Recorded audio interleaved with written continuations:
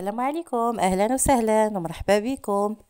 اليوم وصفه جديده. اليوم وصفه شرقيه، الكبسه من المطبخ الشرقي.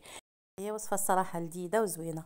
غندوزو المقادير. غادي نحتاجو 2 معالق كبار ديال عطريه الكبسه، معلقه كبيره د الملح، معلقه الخرقوم، حبات الهيل ومعلقه البزار، 4 سنينات ثومه محكوكين، قزبر ومعدنوس، هاد الليمون اليابس ديال الكبسه، عويده القرفه، وريقه ديال سيدنا موسى، كاس زيت زيتون، 2 بصلات مشلضين كبار، كيلو اللحم وكيلو الرز بسمتي، الرز الخاص بالكبسه. غندوزو دابا للطريقه. غادي ناخذ اللحم نشرملوه بهاد العطريه كامله كما كتشوفوا، ومن الاحسن يتشرمل قبل. دائما اللحم شحال ما تشرمل كيجي زوين وفتي.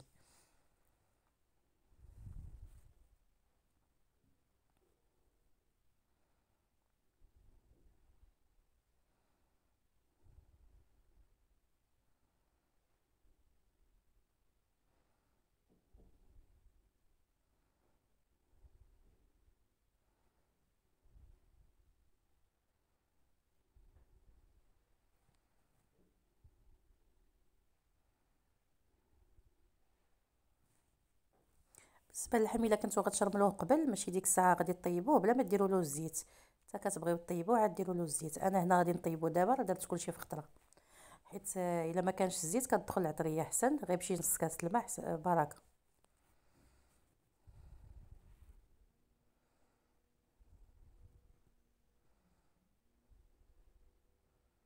انا كنحاول ندخل العطريه في هذا اللحم.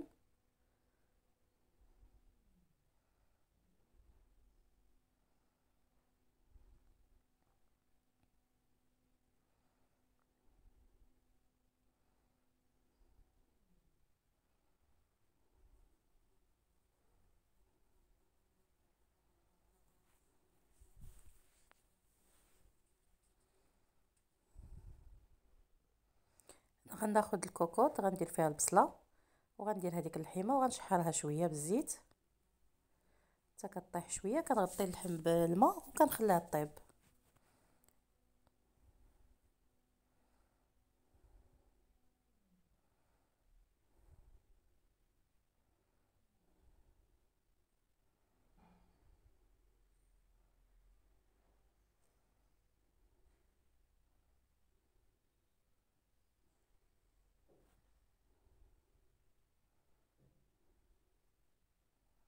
انا غادي نزيد القزبر ومعدنوس.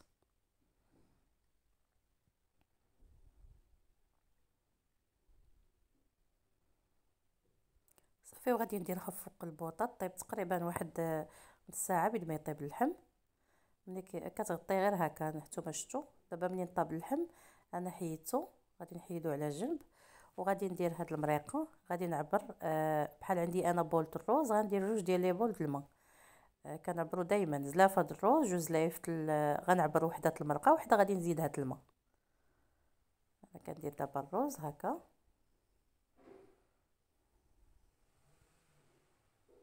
غادي نزيد واحد البول المرقه اللي بقات ليا مع اللحم،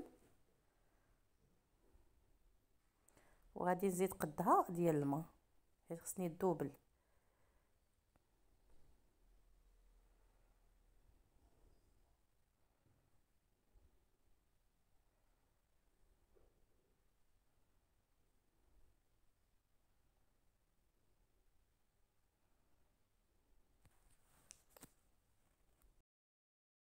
صافي، هنا انا زدت الماء اللي غادي يخص للروز، وغادي نسد عليه غادي نزيد له ضروري كتزيدوا له شويه العطريه الكبسه دابا في هذه المرحله.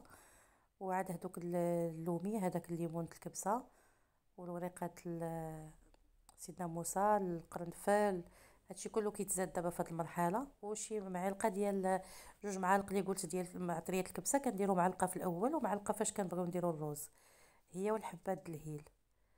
صافي، هنا غادي نخلط هذا الخليط. وتحاولوا دائما تقادوا الملحه قبل ما يطيب الرز، حيت ملي كيطيب الرز صعيب تزيدي له الملحه. صافي، هنا انا غادي نخلط الخليط مزيان، وغادي نديرها فوق البوطه. نسد هاد الكوكوط ونخليها غير كتبدا تصفر. كنحسب لها 10 دقائق صافي الرز كيكون طايب.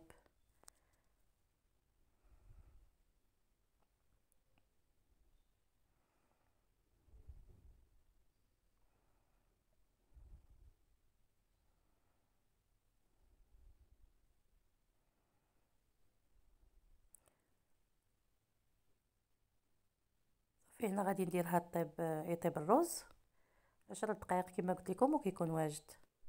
بالنسبه للطياب كنشعلو غير كتسخن الطنجره، كنقصو عافيه مهيله باش ما يتحرقش لينا الرز من التحت، ما كتاخذش وقت بزاف وكتكون واجده. ها هي كما كتشوفوا، ها الرز دابا واجد.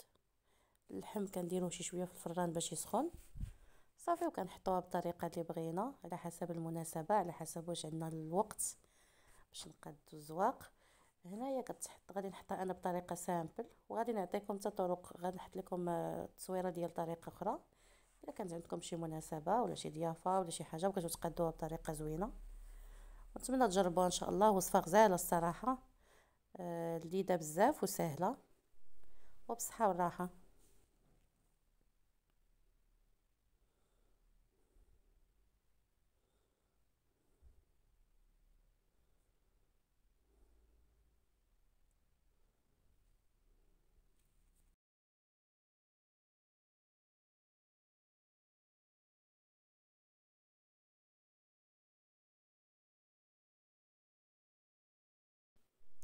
هنا انا زينتها غير بشويه د اللوز محمر والصنوبر،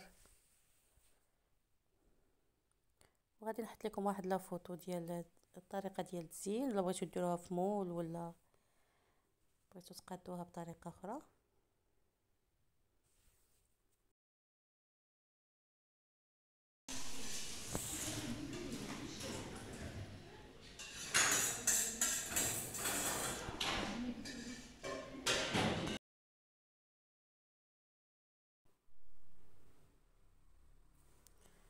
هنا ها هي الكبسه ديالنا واجده، نتمنى تنال اعجابكم وبالصحه والراحه. نتلاقاو في فيديو اخر ان شاء الله، ونتمنى تكونوا استفدتوا من هذه الوصفه. بسلامه.